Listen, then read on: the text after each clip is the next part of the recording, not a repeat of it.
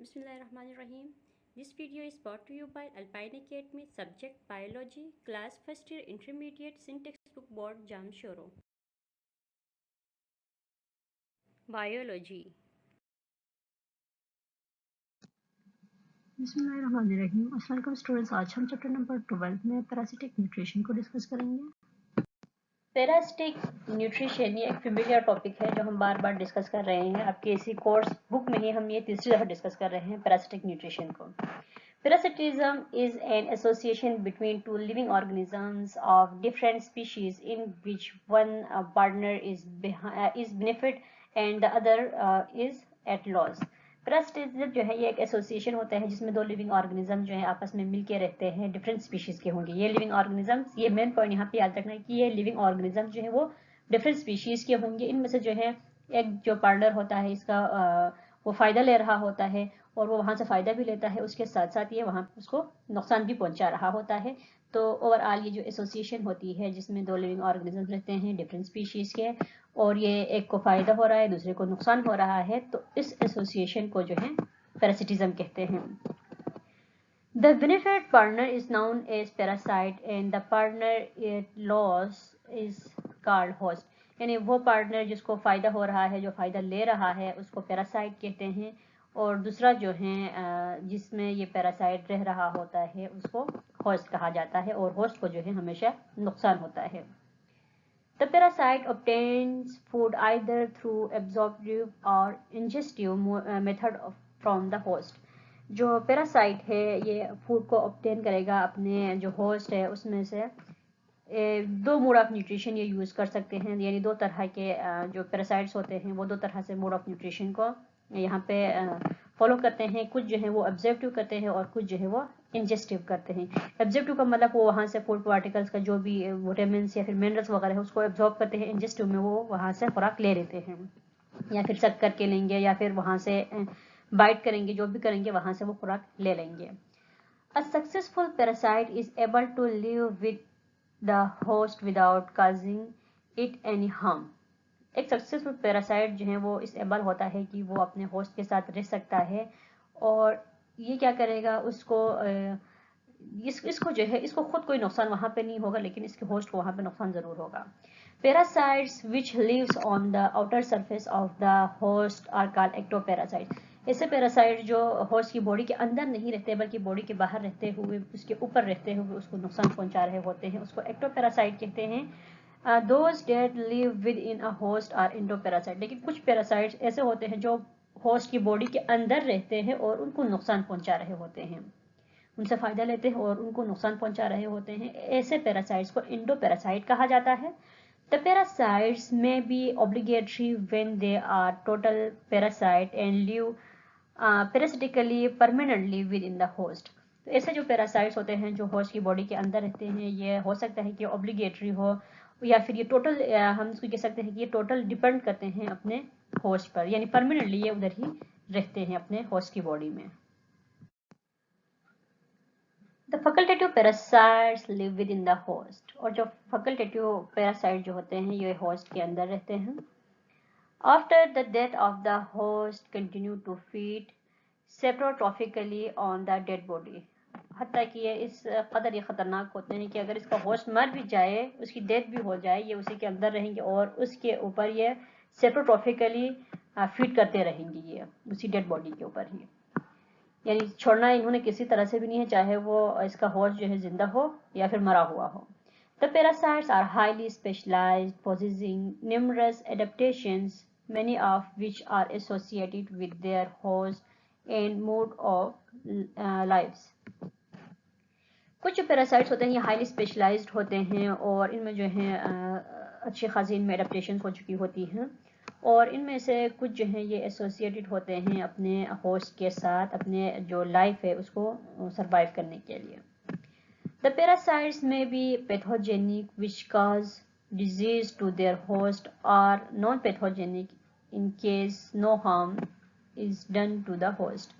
और पैरासाइट जो हैं कुछ ऐसे हो सकते हैं जो होस्ट को नुकसान पहुंचाने के साथ साथ उसको डिजीज भी वहाँ पे जो है पैदा कर रहे होते हैं, यानी उसका जो होस्ट है उसको ये वहाँ पे उनकी वजह से बीमारियाँ भी हो रही होती है पैरासाइट की वजह से اور کچھ جو ہوتے ہیں جو نان پیتھوجینک ہوتے ہیں، ان میں جو ہے ایسا ہوتا ہے کہ وہ اپنے ہوسٹ کو جو ہے کوئی وہاں پہ اس کو ڈیزیز جو ہے وہ ان کی وجہ سے پیدا نہیں ہوتی ہے.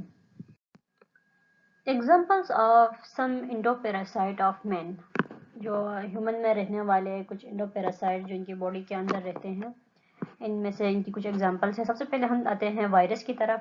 Viruses which cause several diseases like influenza, rabies, yellow fever, poliomyelitis, measles, ہیڈیسی. جو وائرس ہوتے ہیں یہ ہیومن کی باڈی میں مختلف قسم کی بیماریاں جو ہیں وہ ان کی وجہ سے ہوتی ہیں، جیسے کہ انفلوئنزا ہے، ریبیز ہے، یلو فیور وغیرہ ہے، یا پھر پولیو مائلٹیز ہیں، یا پھر میزلس ہیں. یہ ساری بیماریاں جو ہیں وہ وائرسز کی وجہ سے ہیومن باڈی میں کاز ہوتی ہیں. Bacteria cause tuberculosis, typhoid, cholera, plague, leprosy, ہیڈیسی. اور جو بیکٹیریا ہے اس کی وجہ سے ٹیوبرکلوسس ہوتا ہے، ٹائفائڈ ہوتا ہے، اور کولرا اس میں ہوتا ہے، پلگ ہوتا ہے، اور جو لیپروسی وغیرہ ہیں، اور اس طرح سے کچھ اور بیماریاں بھی بیکٹیریا کی وجہ سے کاز ہوتی ہیں. Fungi are mostly dermatophytes which cause ringworm disease, athlete's foot and other skin disease. اور جو فنجائی ہے اس کی وجہ سے جو ہے رنگ وارمز اور ایتھلیٹس فوٹس وغیرہ اور اسکن ڈیزیز جو ہیں وہ موسٹلی فنجائی کی وجہ سے ہی ہوتی ہے. اور جو فنگل ڈیزیز جو ہیں وہ زیادہ تر ہماری باڈی میں اگر ہو جائیں تو یہ اس کے چانسز ہوتے ہیں کہ یہ زیادہ سے زیادہ پھیل جاتا ہے. Protozoan disease such as malaria cause by plasmodium, trypanosomiasis by trypanosoma, amoebiasis by Entamoeba histolytica and many other are common human diseases. یہ جو کچھ کامن ڈیزیز ہے جو پروٹوزوا کی وجہ سے ہیومن میں ہوتی ہیں، اور یہ جو ہے ہمارے جو ہیومن باڈی ہے اس میں یہ جو انٹرنل پیراسائٹس ہیں، جو انڈو پیراسائٹس ہیں، ان میں یہ شامل ہوتے ہیں. تو ان میں کیا ہوگا، جو ملیریا ہے وہ کاز ہوگا پلازموڈیم کی وجہ سے، اور ٹرائپنوسومیاسس جو ہیں وہ ٹرائپنوسوما کی وجہ سے کاز ہوگا، اور امیبیاسس جو ہیں وہ اینٹ امیبا ہسٹلٹیکا کی وجہ سے ہوگا. اس طرح سے کچھ اور ڈیزیز بھی جو ہیں ہیومن میں یہ جو پروٹوزوئنس ہیں ان کی وجہ سے کاز ہوتی ہیں. Several helminths cause human disease such as teniasis caused by Teniasis caused by Taenia saginata, hookworm disease caused by ankylostoma.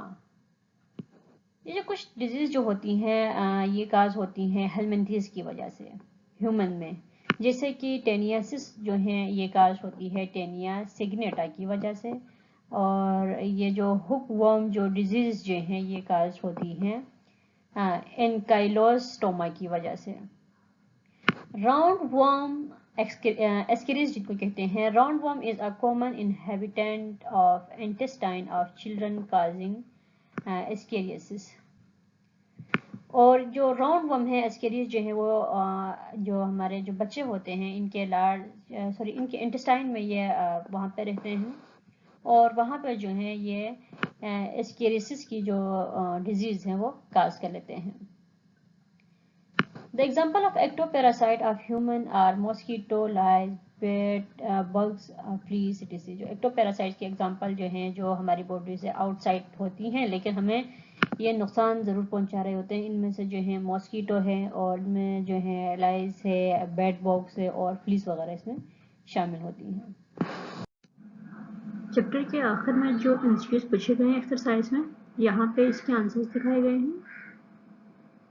Remaining lectures, chapter اور ایکسرسائز کے ڈیٹیلز کو حاصل کرنے کے لیے واٹس ایپ نمبر پہ آپ ہم سے رابطہ کر سکتے ہیں.